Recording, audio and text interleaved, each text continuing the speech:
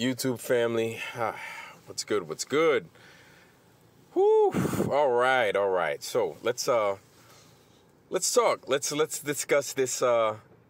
Let's discuss this. All right. So this is from the 31st of July, a couple of days ago, and it shows from UW News, New University of Washington. It talks about a new algorithm ensnares its first potentially hazardous asteroid. All right. Let's go over this real quick, and I'll have my thoughts. So it says, an asteroid discovery algorithm designed to uncover near-Earth asteroids for the Vera C. Rubin Observatory's upcoming 10-year survey of the night sky has identified its first, quote-unquote, potentially hazardous asteroid, a term for space rocks in Earth's vicinity that scientists like to keep an eye on.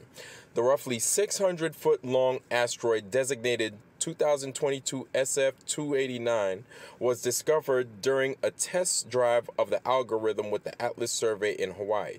Finding 2022 SF-289, which poses no risk to Earth for the foreseeable future, confirms that the next generation algorithm known as HelioLink 3D can identify near-Earth asteroids with fewer and more dispersed observations than required by today's methods.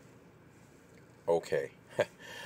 Oh boy. So I'm going to continue, but I'm going to go ahead and I'm going to leave this in the description box so you guys could break this down yourselves. All right. So I'm going to continue with, by demonstrating the real world effectiveness of the software that the Rubin will use to look for thousands of yet unknown potentially hazardous asteroids. The discovery of 2022 SF-289 makes us all safer, said Rubin scientist Ari Hines, the principal developer of the HelioLink 3D and researcher at the UW. The solar system is home to tens of millions of rocky bodies, ranging from small asteroids not larger than a few feet to dwarf planets the size of our moon. These objects remain from an era over 4 billion years ago, when the planets in our solar system formed and took their present-day positions. That's hilarious. I find that hilarious. We're talking about 4 billion years ago, and our history gets stuff wrong from like 400 years ago. This is hilarious. This is hilarious. And I'll tell you why it's hilarious. So you're talking about an algorithm based off of scientists using their little telescopes and their algorithm on something that's based here on Earth, right? But let me show you something. So right here, you've got Voyager 1, right? Voyager 1. That's just an example. Just going through the little space news and stuff. You got Voyager 1. You also have Voyager 2 that just got back online today, apparently, right? Because they lost it, apparently. Voyager 1. Voyager 2. The Parker space probe that's out there, supposedly out there, hurtling around the sun at like 400,000 miles an hour. And you also have what? The latest and the greatest, the James Webb Space Telescope that's 1 million miles away. You've got these just four probes that could turn themselves around. And then they could take a look at the Earth and watch the Earth rotating and revolving around the sun. It could do these things, or it should do these things.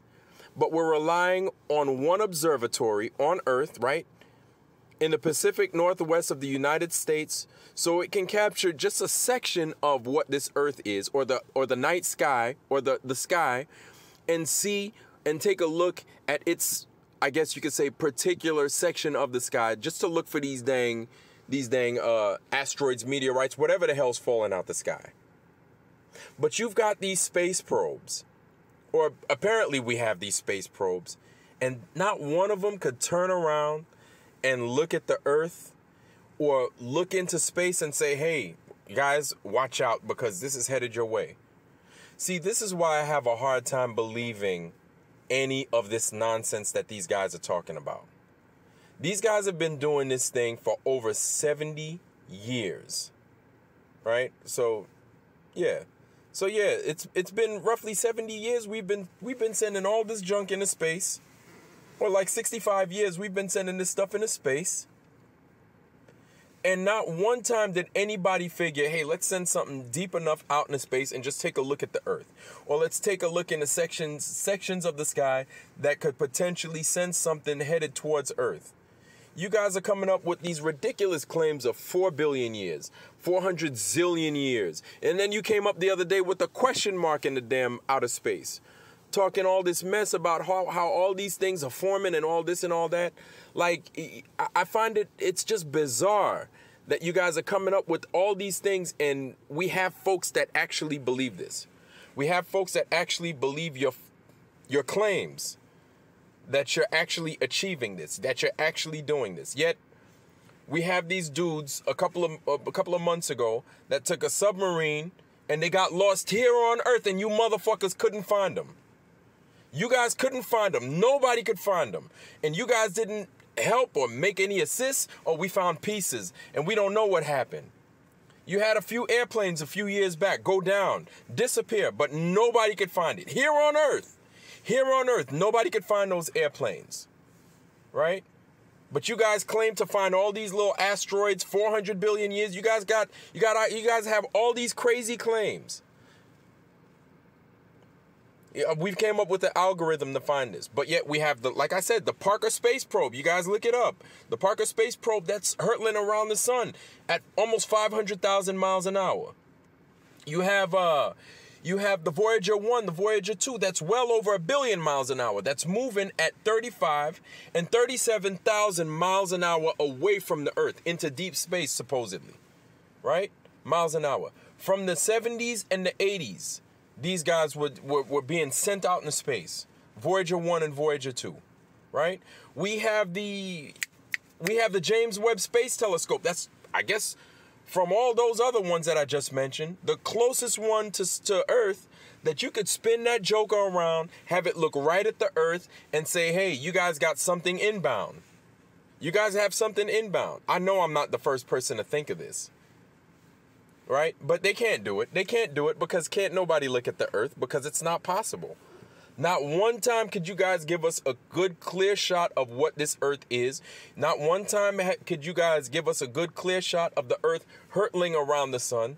Not one time could you give us one clear shot of any one or a dozen of these satellites, right? That are supposedly revolving, making their circuit around Earth. Not one time could you show any one of those satellites doing their circuit around the Earth.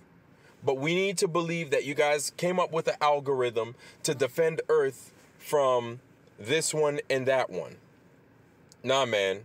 Nah, I ain't buying it. I ain't buying it. I ain't buying it. I ain't buying it. YouTube family, I don't know what to tell y'all. I don't know what to tell you guys.